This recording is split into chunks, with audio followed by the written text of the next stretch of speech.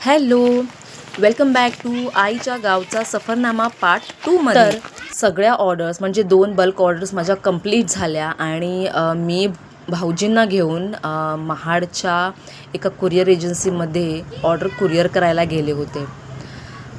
जाणंही तितकंच इम्पॉर्टंट होतं आणि त्याच दिवशी नेमकं लग्नसुद्धा होतं. मग कुरिअर करून मग आम्ही तिथून लग्नाला गेलो.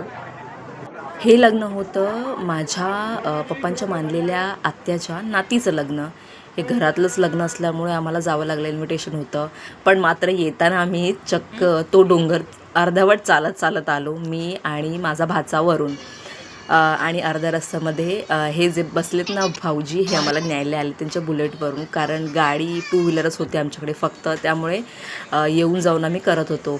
जेवण वगैरे झाल्यानंतर रात्री आम्ही बॅडमिंटन खेळत बसलो. इतकी मजा येत होती. सगळेजणं होते, अर्धे जणं फोनवर होते, आई माझी झोपली होती, पण आम्ही खेळत होतो रात्रभर. आणि दुसऱ्या दिवशी सगळ्यांचा प्लॅन झाला, सगळ्यांचा इन द सेन्स माझ्या बहिणीचं प्लॅन झाला की खाली म्हणजे दहिवडीच्या इकडे एक रिसॉर्ट छान बनलं आहे नवीन, तर तिकडे मुलांना घेऊन जा. त्यामुळे मी त्यांचे कपडे वगैरे भरले.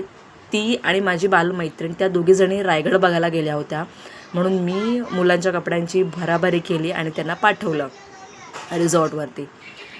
तर भाऊजी 3 मुलांना घेऊन म्हणजे मानस, माझी 2 भाचे म्हणजे वंशिका आणि वरुण यांना घेऊन मानससोबत रिसॉर्टला गेले. प्रचंड एन्जॉय केलं त्यांनी. जवळजवळ 3 ते 4 तास. नवीनच रिसॉर्ट सुरू झाला आहे गावात, त्यामुळे प्रचंड गर्दी होती. आणि एका साईडला मी कपडे वगैरे सुकत घातले, धुतले, सुकत घातले. आणि संध्याकाळी प्लॅन झाला कोंबडी वड्यांचा. ॲज युजल आम्ही जेव्हा जेव्हा माहेरी जातो तेव्हा कोंबडी वड्यांचा तो दिवस येतोच. कोंबडी बनवली आहे पप्पांनी, त्यांचीच कोंबडी कापली. तिखट झाले वाटतं हे तिखट करू नकोस.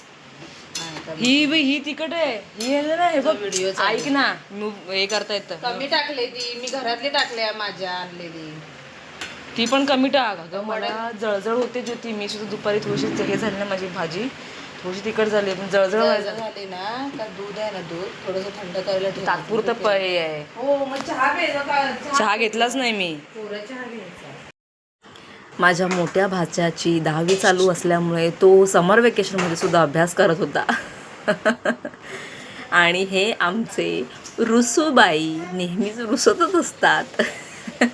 हा माझा मुलगा मानस, तोही अभ्यास करतो, त्यालाही समर वेकेशनचा अभ्यास दिला आहे. आणि आता आपण वळूयात कोंबडी वडे तळतायत त्या चुलीकडे.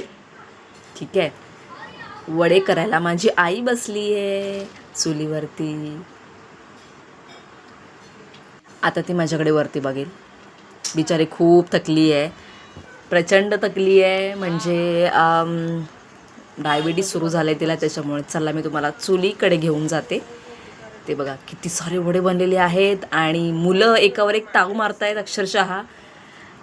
अर्धे वडे जवळजवळ घेऊन टाकले त्यांनी, खाऊनसुद्धा टाकलेत. एका साईडला ओला रस्सा, ओला नाही सुका रस्सा बनतो आहे, सॉरी सुकी कोंबडी बनते आहे.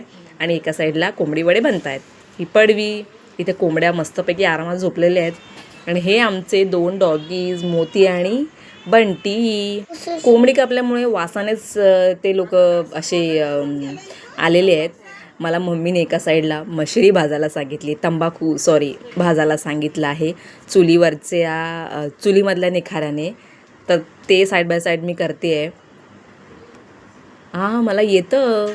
कोंबडी वडे झाले बनवून, सगळं जेवण रेडी झालं आहे. मी नॉनव्हेज खात नाही, त्यामुळे माझी बहीण माझ्यासाठी आणि माझ्या बालमैत्रिणीसाठी पनीर आणि मिक्स व्हेजची भाजी बनवत होते. एका साईडला मी जेवढा सारा पसारा झाला होता भांड्यांचा तो धुवून घेतला आणि फायनली सगळे जेवायला बसलो एकत्रितपणे.